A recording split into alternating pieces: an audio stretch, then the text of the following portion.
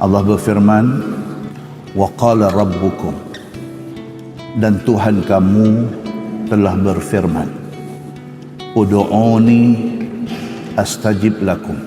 Tuhan kata, mintalah doa kepada aku, nescaya aku akan perkenankan doa kamu itu.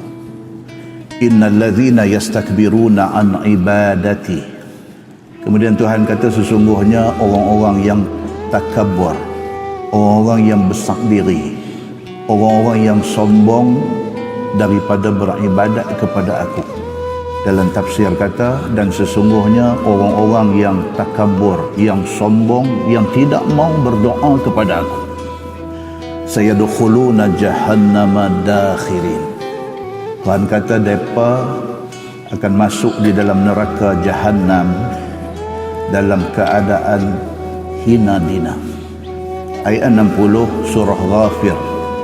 Allah Subhanahu wa taala nak bagi tahu dekat kita, yang pertama, minta doa biarlah kepada Allah sahaja. Tidak boleh minta doa pada benda lain. Minta doa kepada Allah. Kita tidak boleh minta doa pada benda lain. Kita tidak boleh minta doa kepada Allah dan kepada benda lain. Tak boleh.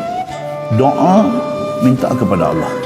Yang kedua, Allah Subhanahu wa taala nak beritahu bahawa pintu doa dan pintu perkenan Allah sentiasa terbuka luas.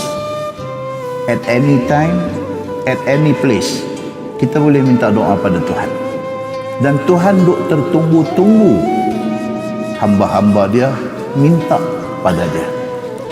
Dan Allah janji, ud'uni astajib lakum. Tuhan janji, dia kata, mintalah kepada aku, sooner or later aku akan perkenankan.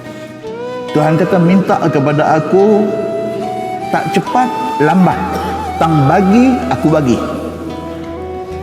Yang ketiga, Allah Subhanahu wa taala pelik kalau dibandingkan dengan makhluk dia, dengan manusia.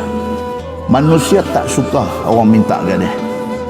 Apatah lagi apabila orang tu meminta-minta dan meminta-minta non-stop, duk minta, dah bagi, minta lagi, dah bagi, minta lagi. Manusia tak suka.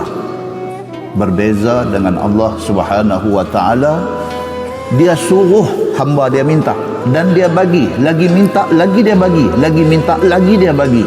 Itu Allah Subhanahu wa taala.